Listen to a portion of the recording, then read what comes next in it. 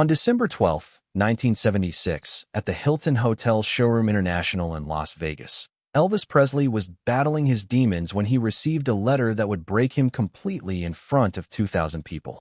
What happened next wasn't just a performance. It was a man stripping away every layer of fame to reveal his soul, creating one of the most powerful moments in music history.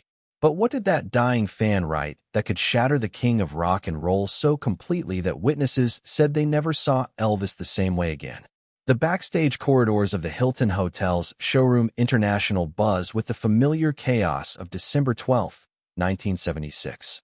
Cigarette smoke hangs thick in the air, mixing with the scent of hairspray and the distant aroma of casino floor whiskey. Elvis sits hunched in his dressing room chair, the sequins on his white jumpsuit reflecting the harsh fluorescent light in fractured patterns across the mirrored walls. His hands shake slightly as he adjusts the high collar, a tremor that has nothing to do with stage nerves and everything to do with the cocktail of medications that keep him functional. The walls seem to pulse with the muffled roar of 2,000 voices beyond the showroom doors.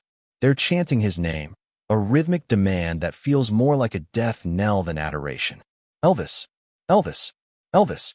Each repetition drives deeper into his consciousness, reminding him of the impossible weight he carries every time he steps into those blazing spotlights. The sound penetrates the dressing room's thin walls like water through cracked concrete, relentless and unstoppable. Colonel Parker bursts through the door without knocking, his cigar preceding him like a herald of bad news. 5 minutes, my boy. The natives are getting restless.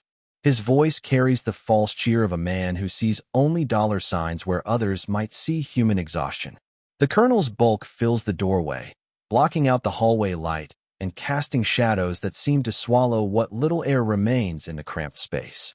Elvis doesn't respond, his gaze fixed on the vanity mirror that reflects not the king of rock and roll, but a man whose eyes have seen too much and forgiven too little. Joe Esposito hovers nearby, straightening already straight items on the dressing table with nervous energy. The stack of fan mail sits unopened beside a half-empty prescription bottle. Thousands of letters from souls around the world who believe Elvis holds some magic key to their happiness. Tonight, that stack seems taller than usual, more insistent in its silent plea for acknowledgement. Each envelope represents a life, a story, a desperate hope that somehow Elvis Presley can reach through the television screen or radio speaker and make everything better. The dressing room feels smaller with each passing moment, the walls closing in like the final act of some cosmic joke.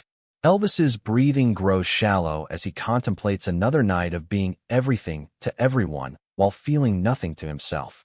The jumpsuit, once a symbol of power and rebellion, now feels like a costume in a play he no longer wants to perform. The fabric clings to his skin like armor forged from expectations and broken promises.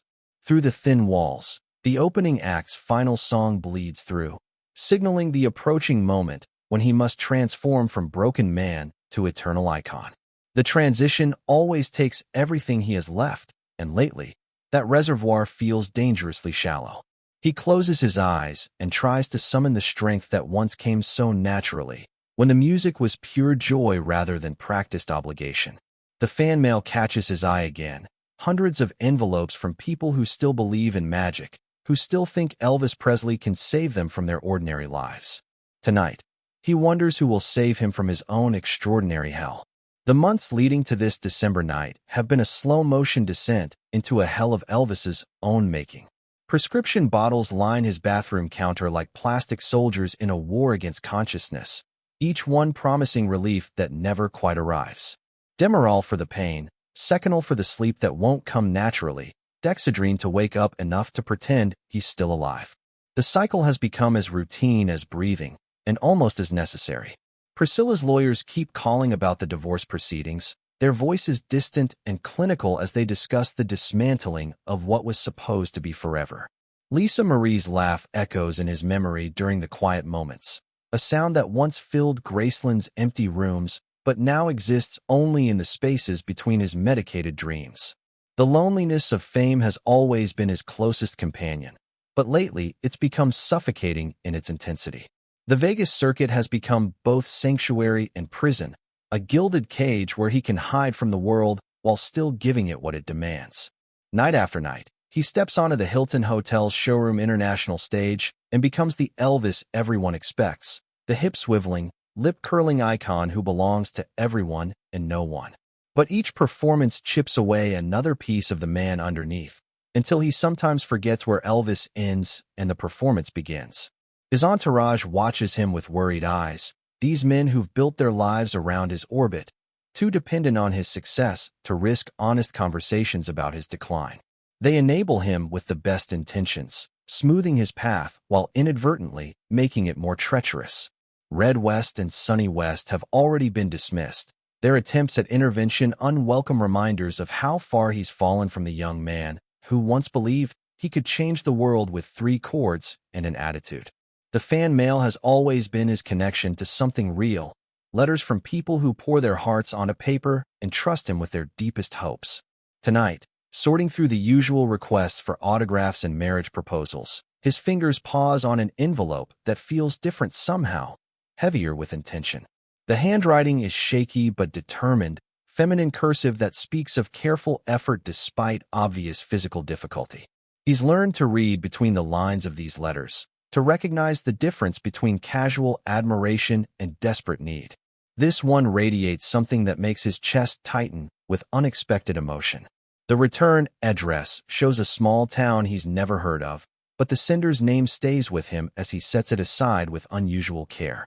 The pills are wearing off again, leaving him suspended between artificial energy and crushing fatigue.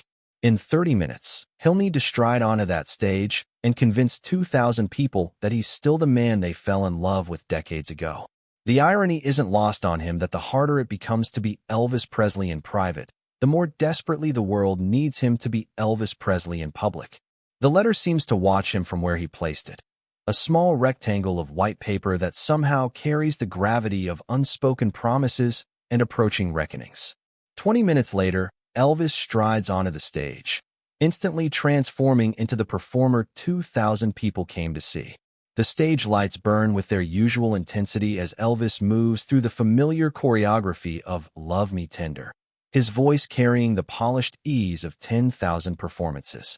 The Showroom International feels electric tonight, 2,000 souls hanging on every note, every gesture, every carefully calculated move that has become as automatic as breathing. But an awareness tugs at his mind, a persistent feeling that refuses to be silenced by the thunderous applause. During the brief instrumental break, his eyes drift to the piano where Joe has placed tonight's selected fan mail. The white envelope sits apart from the others, somehow more insistent in its silence than the roaring crowd demanding his attention. His fingers close around it before his mind can process the decision, the paper feeling strangely warm against his palm, as if it carries the fever of its author's desperation. The band continues their seamless performance, assuming this is another of his spontaneous interactions with the audience, those moments when Elvis the entertainer becomes Elvis the man just long enough to remind everyone why they fell in love with him in the first place. But as his eyes scan the first few lines, the practiced smile freezes on his face, replaced by an expression both raw and unguarded that no amount of stage experience can mask. The letter is from Marion Kemp, a 23-year-old woman from Akron, Ohio, whose elegant cursive betrays the tremor of hands weakened by chemotherapy. Her words cut through the Vegas glitter with surgical precision, speaking of sleepless nights in hospital rooms where his voice on a transistor radio became the only thing standing between her and the abyss of despair. She writes about watching his concerts on television from her bed, dreaming of dancing just once to can't help falling in love before the cancer takes even that simple joy away from her forever. The showroom begins to quiet as the audience senses an unscripted moment unfolding before their eyes. Elvis's voice cracks as he tries to continue reading silently, but the words blur together through unexpected tears that glisten under the stage lights. Marion's letter speaks of finding God through his music, of how he touched me, gave her strength to endure another round of treatment, of how his voice became her prayer when she no longer had words of her own. The band gradually stops playing, confused by Elvis's departure from their rehearsed routine. James Burton's guitar falls silent first, followed by the bass and drums, until only the ambient sounds of a confused crowd fill the cavernous space. Elvis stands alone in the spotlight's harsh glare. This man who has spent 20 years entertaining millions, reduced to tears by the honest words of one dying girl who will never see his face except through television screens and album covers. His hands shake as he holds the letter higher, close enough to his microphone that the paper's rustle echoes through the sound system. The audience has never seen their idol like this, stripped of every defense, every carefully constructed barrier between performer and person. This is not the Elvis they came to see, not the swaggering legend who promises to take their troubles away for the price of admission. This is a moment far more dangerous and infinitely more precious, a human being remembering what it means to be moved by another's pain. The silence stretches through the showroom like a held breath, 2,000 people suspended between confusion and recognition that they're witnessing something unprecedented. Elvis looks up from Marion's letter, his eyes red with tears that shimmer under the stage lights, creating an expression both beautiful and terrible. For a moment that feels like eternity, he considers walking off stage, retreating to the safety of his dressing room where he can process this unexpected assault on his carefully guarded heart. Instead, he steps closer to the microphone, his voice hoarse with emotion as he speaks directly to the crowd for the first time all evening without the buffer of song or choreographed banter. Folks, I want to share something with you tonight. Words that remind me why we're all here together. His hands still tremble as he unfolds the letter completely, the paper crackling through the sound system like kindling catching fire. He begins to read Marion's words aloud, his voice breaking on her description of how "Don't Be Cruel" played in the hospital room during her first chemotherapy session, how she focused on his voice instead of the poison coursing through her veins. The audience listens with growing intensity as Elvis shares her dream of dancing at her own wedding, a dream that grows more impossible with each passing day as the cancer spreads through her young body like wildfire through dry grass. The crowd's initial confusion transforms into something deeper as Elvis continues reading, his performance persona dissolving completely to reveal the man underneath, vulnerable and shaken by this stranger's courage. Women in the audience begin crying openly as Marion's words paint pictures of hospital rooms decorated with Elvis posters, of nurses who let her play his records during treatment because music seemed to ease her pain more than morphine. When Elvis reaches the letter's final paragraph, where Marion thanks him for giving her something beautiful to hold on to in her darkest hours, his voice fails completely. He stands silent for long moments, the letter clutched against his chest, as if he could somehow absorb her pain through the paper itself. The showroom has become a sanctuary, a church where 2,000 strangers have been invited to witness the breaking and remaking of their idol's heart.